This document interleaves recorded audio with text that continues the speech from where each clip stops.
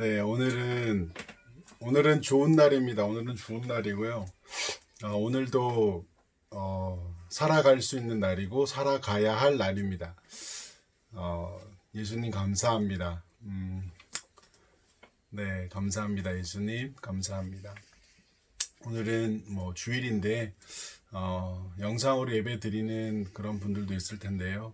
그래도 그 자리가 개인에게 하나님의 사람임을 정체성을 확인하는 그런 시간이 되면 좋겠습니다. 어제는 결혼식이 있었는데요.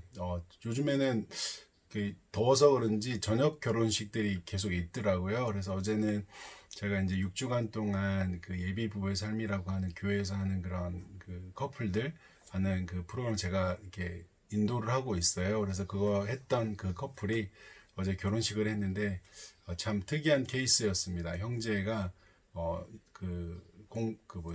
예수님을 안 믿는 친구였는데요. 여자친구 때문에 교회로 오게 되고, 그리고 예수님을 영접하고, 그리고 교회에서 여러 삶 공부를 같이 하고, 그리고 목장이라 해서 목장에서 같이 섬김을 같이 하고, 그래서 더더욱 뜻깊었던 결혼식이었습니다. 그래서 제가 또 이 두 커플이 6주간 동안 이들이 어떤 결혼 생활 하는데 도움을 줄 수 있어 유익한 일을 할 수 있어서 감사했습니다. 오늘은 디모데후서 3장 4절에서 4장 3장 4장 1절에서 8절 말씀인데요. 17절에서 16 3장 16 17절에서 바울이 이렇게 말했어요.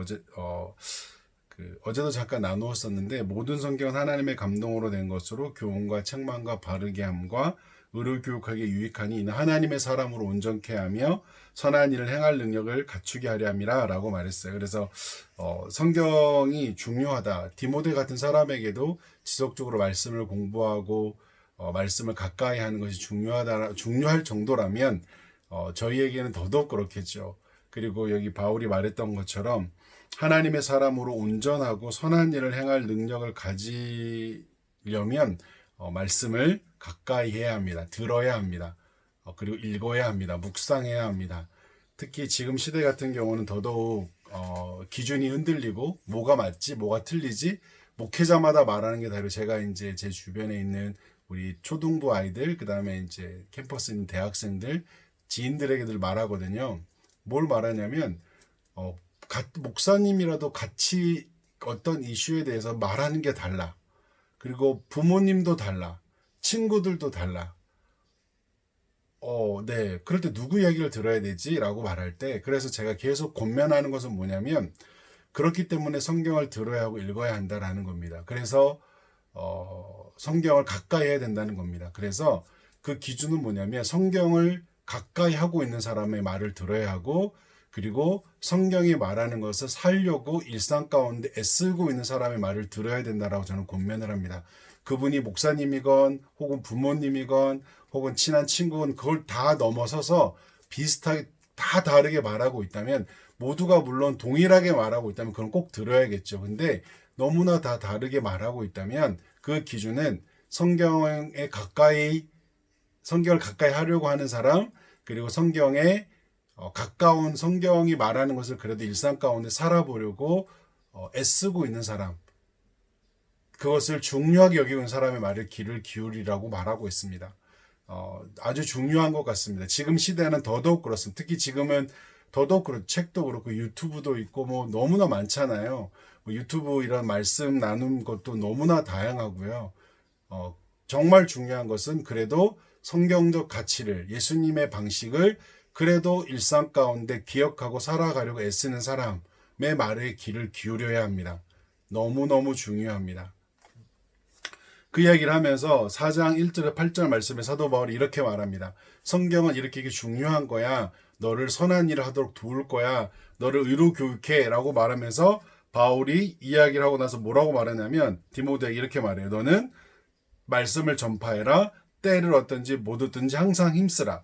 범사의 오래 참음과 가르침으로 경책하며 경계하며 권하라고 말해요.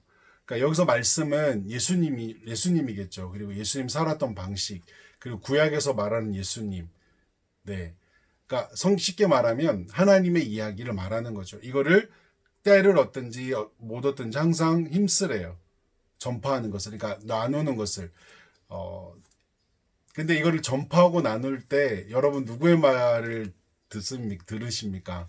제가 지난번에 한번 이 다른 유튜브 얘기에서 나눴었는데요.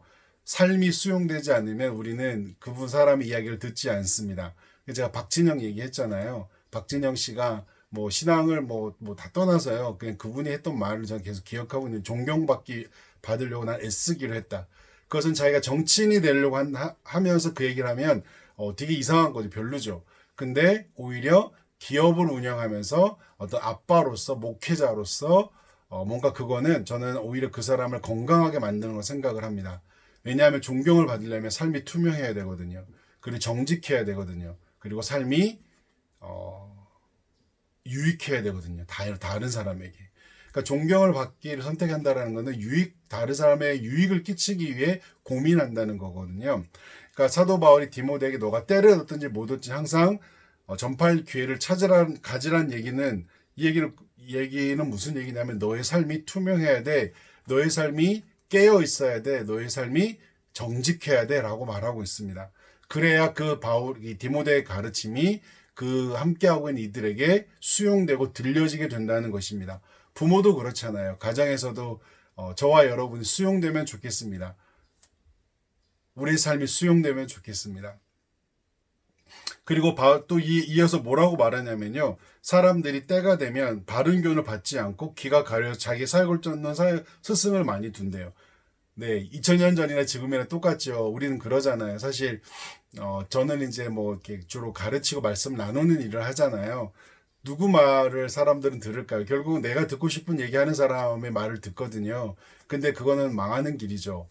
네, 책임지는 관계에서는 설마 이 사람이 이 이야기 때문에 힘들어하더라도, 나랑 관계가 틀어지더라도 책임지는 관계는 그 이야기를 마음을 담아 진정성을 담아 이야기를 합니다. 책임지지 않는 관계는요, 그렇게 접근하지 않고요, 그 사람이 듣고 싶어하는 이야기를 합니다. 비즈니스 관계는. 왜냐하면 물건을 팔아야 되잖아요.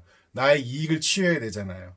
그래서 바울이 그런 사람이 늘어난대요. 그래서 자기 사역을 따라 스승을 둔대요. 여러분의 스승은 누구십니까? 이것도 너무 중요한 것 같습니다. 그런 스승을 많이 두는데요. 그리고 진리에서 떠나서 허탄한 이야기를 따른대요. 그런데 이 이야기를 하면서 바울이 뭐라고 그러냐면, 디모데야, 이런 상황이 있을 거야. 그런데 너는 모든 일에 신중하고 고난을 받고 전도자 일을 하고 내 직무를 다해라고 말해요. 이런 사람들이 늘어나고 사역을 쫓고 너의 그런 정말 필요한 말에 귀를 기울이지 않는 사람들이 있을 수 있어. 하지만 너는 모든 일에 신중하고 고난을 받고 전도자의 일을 하고 너 직무를 해라고 말하고 있어요. 그러니까 모든 일에 신중하라는 얘기는 쉽게 말해서 너의 삶을 잘 돌아봐야 돼. 투명해야 돼. 라고 이야기를 하고 있는 겁니다. 그리고 너가 믿음 안에서 잘 세워져야 해. 라고 말하는 거죠. 그리고 바울은 이어서 뭘 말하냐면요. 자기 인생의 마지막이 왔음을 이야기를 합니다. 나는 선한 싸움을 싸우고 달려갈 길을 마치고 믿음을 지켰으니 이제 후로 나의 의의 멸관이 예비되었다라고 말합니다. 바울은 의의 멸관을 직접 보았을까요? 안 봤겠죠. 물론 안 봤다라고 성경에 나와 있지 않습니다. 보았다라고도 나와 있지 않습니다. 믿음으로 바울은 본 것 같습니다. 바울은 선한 싸움을 싸웠다라고 말해. 선한 싸움은 결국은 뭘까요? 그러니까 나의 감정과 나의 어떤 혈기와 나의 정욕에 따라 어떤 걸 취하기 위해 싸운 싸움을 우리는 선한 싸움이라고 하지 않아요. 선한 싸움은 성경적 가치, 예수님이 추구하려 했던 그 방식을 고수하고 그 방식을 내 일상 속에서 구현해내려고 애쓴 것, 그것이 선한 싸움입니다. 사탄 마귀는 그 싸움을 끊임없이 방해하고 낙담시키고 그렇게 살려고 하는 사람을 계속 이렇게 궁지에 몰아넣으려고 하고 깨트리려고 하거든요. 근데 그것을 오히려 버티고 기다리고 그 자리에 서 있고 그걸 들춰내고 오히려 그렇지 않은 일들을 선택하고 다른 사람의 유익을 위해 애쓰고 설사 나에게 유익이 없다 할지라도 그게 고난이라고 저는 생각을 합니다. 그리고 나의 달려갈 길을 마친다라고 말하고 있습니다. 그리고 믿음을 지켰대요. 이 부분이 저는 가장 부럽습니다. 인생의 마지막 노년까지 인생에 얼마나 많은 일이 있었겠어요. 저희 어머니가 이제 70대 중반 넘으셨거든요. 제가 어머니 가까이 보지만 정말 많은 일을 겪으셨거든요. 정말 하나님이 있나라고 할 정도로 많은 그 개척교회 사모로서 혹은 그 전에 또 아버님이 돌아가시고 아버님과의 관계, 여러 성도들에 받은 상처, 많은 일들이 있었는데요.